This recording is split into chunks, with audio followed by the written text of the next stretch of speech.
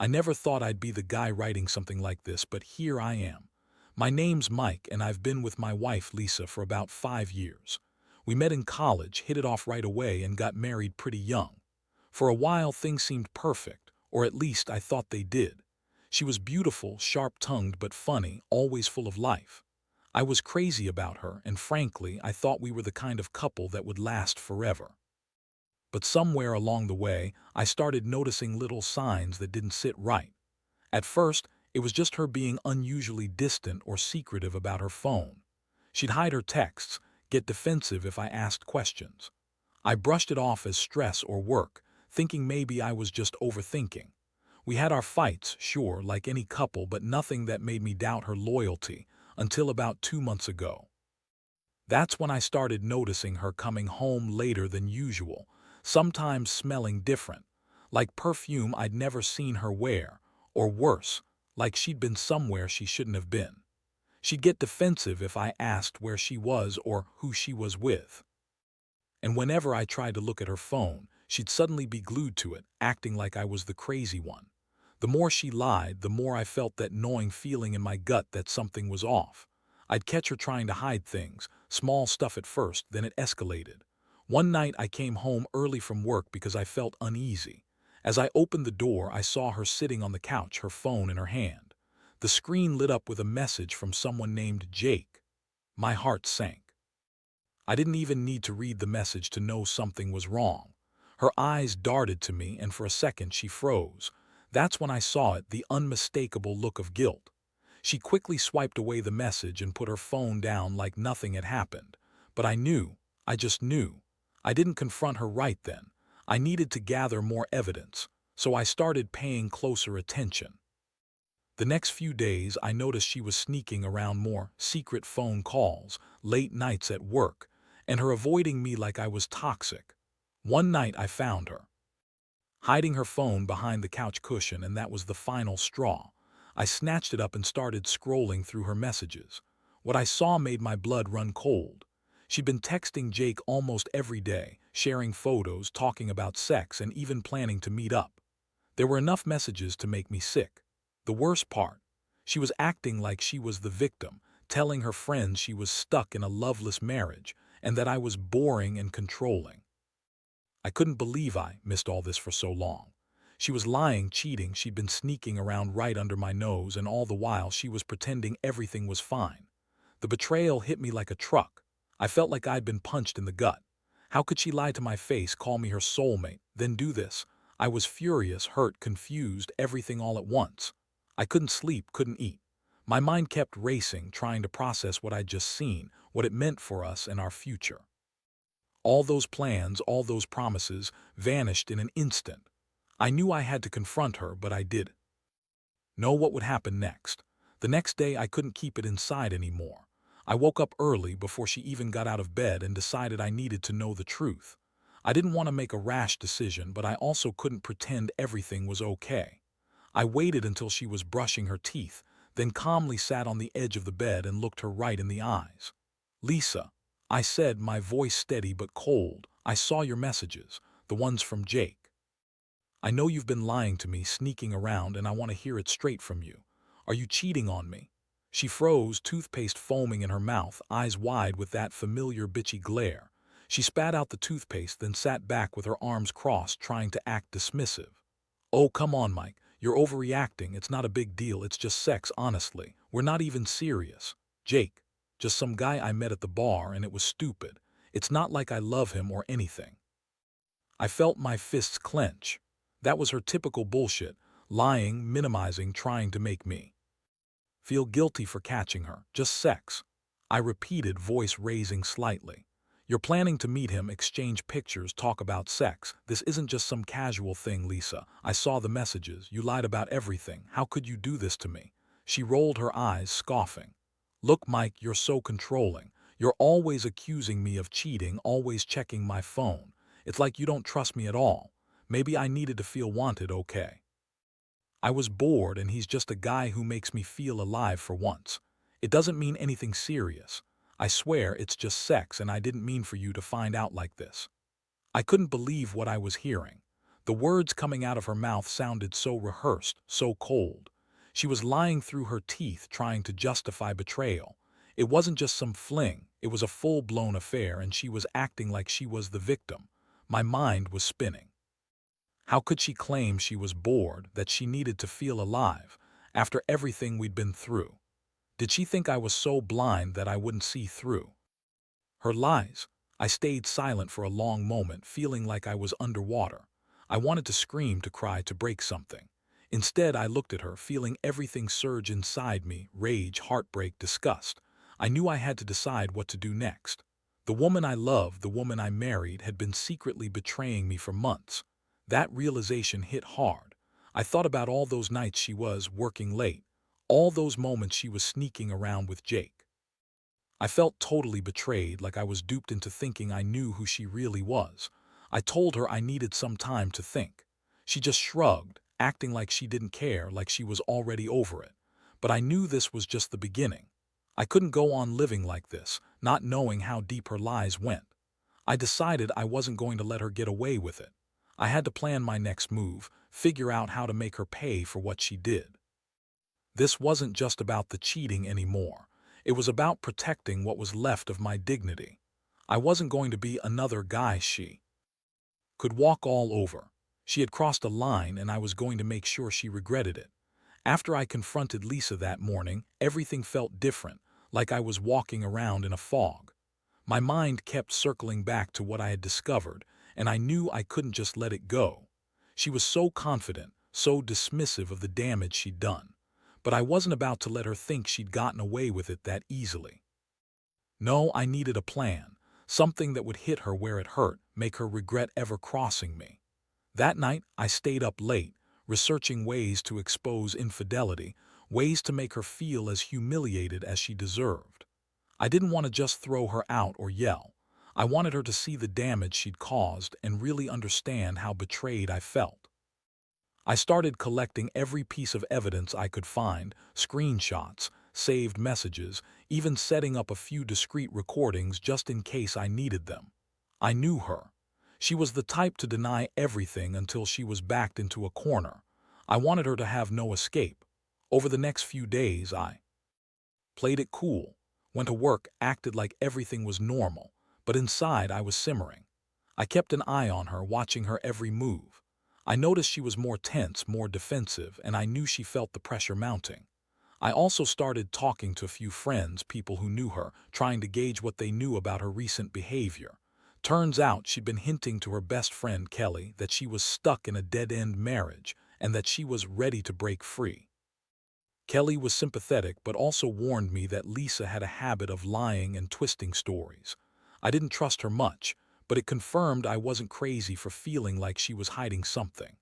One evening, I decided I needed to confront her directly, but not in anger. I wanted to see what she'd say when she knew I had all the cards. I sat her down in the living room, calmly looked her in the eyes, and told her I knew everything.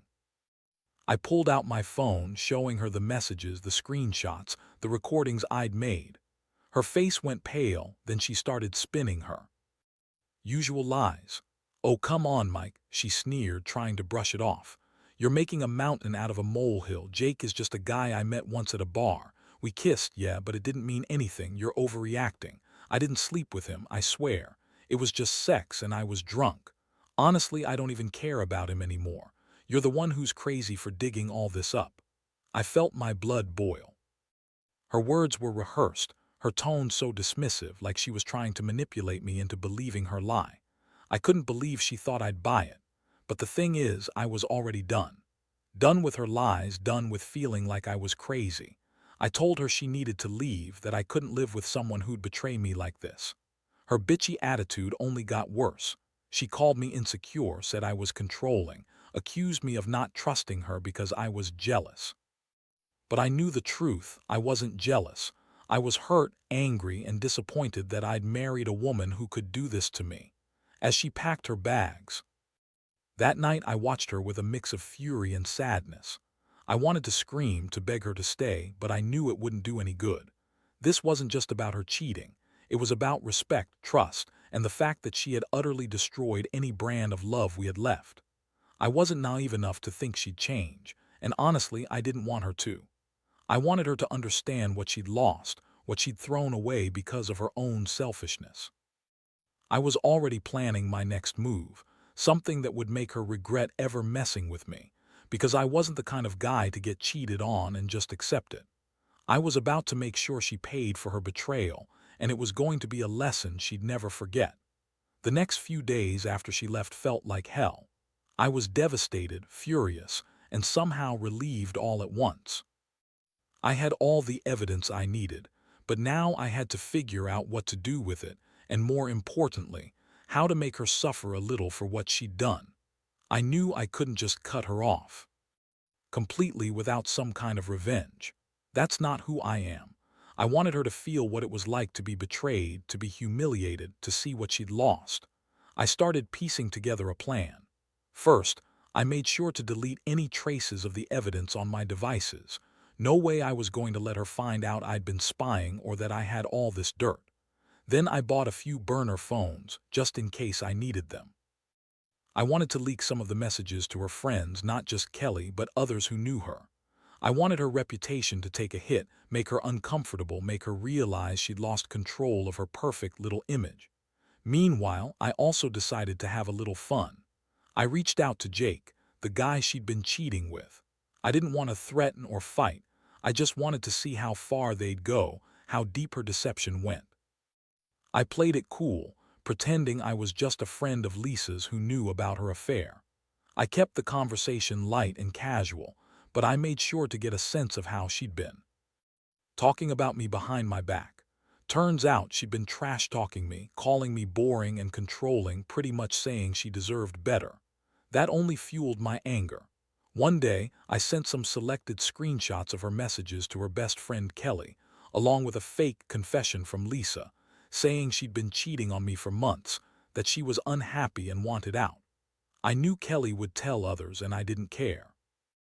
I wanted her to be humiliated, to see her carefully built image of being the perfect wife crumble. The fallout was fast. Within hours, her phone was blowing up with messages and calls from friends and family, asking what the hell was going on. It was exactly what I wanted. Seeing her reputation start to crack was bitter, but it also gave me a sick sense of satisfaction. I wanted her to feel the repercussions of her actions. She thought she was so clever, sneaking around behind my back, lying, cheating. She truly believed she could get away with it. But I was making sure she paid for every lie, every secret encounter. I wanted her to see what it felt like to be exposed, to be vulnerable, to lose control. That night I left a voice message on her phone, just to remind her that I had everything. I told her I knew about the affair, that I'd shared some of the proof with her friends, and that the world was about to find out what kind of person she really was. I didn't threaten her outright, at least not yet, but I made it clear I wasn't finished. I was planning my next move, one that would make her regret ever betraying me and damaging everything we once had. I won't pretend I felt good about it. I felt sick, honestly. But I also felt powerful for finally taking control. She thought she could cheat, lie, and walk away unscathed. Well, she was wrong. Now she was the one losing control, and I was just getting started. I knew I had to be careful, keep my distance, and wait for the right moment to really turn the screws. But one thing was clear. She was about to learn that betrayal has consequences, and I was the one who was going to deliver them. The days that followed were a whirlwind of chaos. My phone kept ringing with new messages, some from her friends, some from her family, all asking what was going on. I kept my cool, gave vague answers, and let the storm build. Deep down, I knew I had already done enough damage to her reputation for now. The point was made. She was no longer the perfect wife she pretended to be, and everyone was starting to see her true colors. But I wasn't done. I had to make sure she truly understood the depth of her betrayal. I needed her to feel vulnerable, exposed, and helpless, exactly how I felt when I first discovered her lies. So I devised a plan to push her even further, to make her realize that her actions had real consequences that would ripple through her life. One evening, I sent her a text, nothing incriminating, just enough to get her attention. "Did you really think you could get away with this? It's only beginning." I knew she'd see it and panic.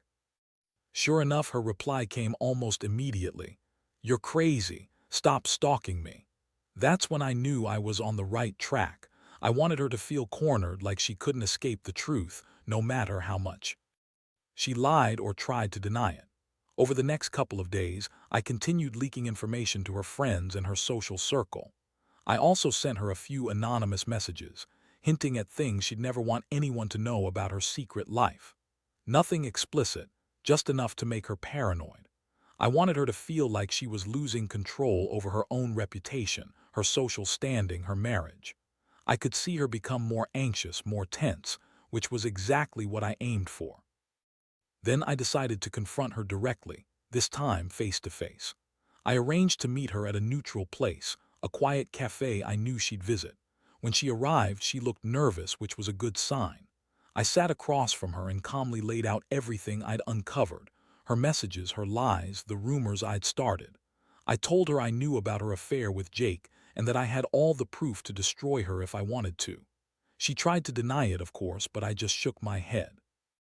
"You're not going to lie your way out of this, Lisa. Everyone's going to know who you really are. And you're the one who's going to be left with nothing. Your reputation, your marriage, everything." Her bitchy mask cracked for a moment, and I saw the panic in her eyes. She realized she'd gone too far, and now she was about to lose everything. As I walked away from that meeting, I felt a strange mixture of relief and satisfaction.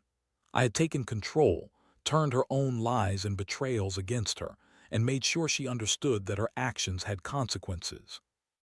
I knew she'd try to come back to manipulate me, but I was prepared for that. I wasn't going to let her walk all over me anymore. Not after she almost destroyed everything we built together. This was my revenge, slow, calculated, and final, and I was just getting started. The final blow came unexpectedly, but it felt like the culmination of everything I had planned. After that meeting, Lisa was a wreck. She stopped returning my calls and refused to see me in person. I guess she finally realized that her lies had caught up with her, her reputation in ruins, her marriage on the brink of collapse, and her ability to manipulate me gone. I didn't feel guilty about it. Honestly, I felt relieved. She had betrayed me so completely that I knew I'd never trust her again, and I didn't want to. One evening, I found her sitting alone in her apartment, tears streaming down her face. She looked broken, exactly how I wanted her to feel. I sat down across from her, staring her down, and told her that everything was over, that her lies, her cheating, her manipulations, they all had consequences. I told her I was done playing the fool, that I'd moved on, and that I hoped she'd learn something from this, about loyalty, respect, and what happens when you betray someone who loves you. She tried to beg, to apologize, but I just shook my head. I knew her well enough now to see that her tears were just another act, another way to get what she wanted. I felt no pity. Instead, I felt a strange sense of closure. I had loved her once, but her betrayal broke something inside me that I didn't think could be fixed. That's when I realized that doing all this, exposing her, leaking her secrets, turning her world upside down, was the only way I could reclaim a little piece of myself. Looking back, I understand that this story isn't just about revenge. It's about realizing your worth when someone you trusted turns out to be unworthy. I've learned that sometimes the only way to move on is to hit back hard, make them feel the pain they caused, but also stand tall afterward. Because at the end of the day, no one should be allowed to hurt you and walk away unscathed. I may have lost my wife, but I gained clarity, strength, and a sense that I did what I needed to do to protect myself from further harm. Now I'm rebuilding my life, somewhat battered, yes, but stronger. I don't regret what I did because I know I stood my ground. If there's one thing I want anyone reading this to take away, don't let betrayal destroy you without a fight. Trust is fragile, and when it's broken, you have to decide whether to rebuild or to walk away. For me, walking away was the hardest thing, but it was also the only way to truly move on. And honestly, I feel free for the first time in a long while.